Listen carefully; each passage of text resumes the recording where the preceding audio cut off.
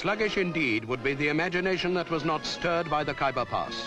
Through that bleak road to India marched the army of Alexander the Great, and even today some pass through as though untouched by the progress of more than 2,000 years. For this is the forbidding highway holding the strategic key between the subcontinent and Afghanistan.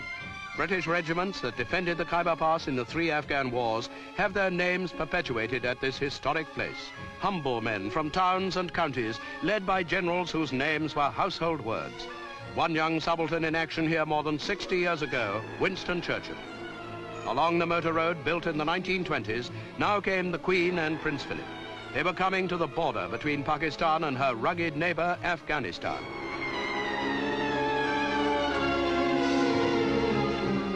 Shagai, the fort of the Khyber Rifles, is a stronghold built in 1928, a reminder that the Khyber Pass still has military significance. They brought sheep in honor of the royal visit. The animals were afterwards slaughtered to provide food for the chieftains. Awaiting the Queen were men whose forebears were among the historic enemies of Britain.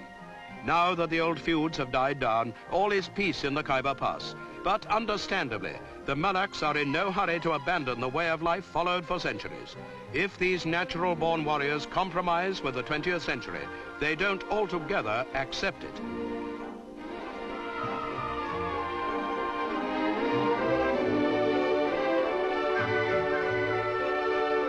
Many a fine warrior who came to meet the Queen could remember the stirring times when a few cracked shots well concealed in this wild country could take toll of the finest companies of troops.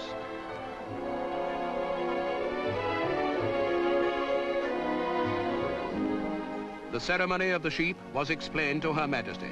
How long this ritual of hospitality goes back is not known, but is jealously observed. And as the tribesmen are a practical race to whom a living doesn't come easily, they pointed out that in the feast later on, each sheep would provide food for 40 men.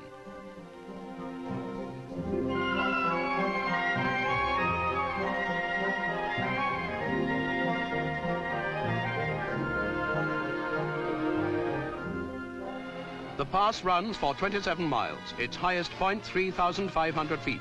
But as the local governor and Brigadier Rakamangul explained, it is not altitude that gave the Khyber importance, but its strategic position in the mountain fringe of the subcontinent. Though perhaps the military glory has gone, the fame of the Khyber Pass will never be forgotten.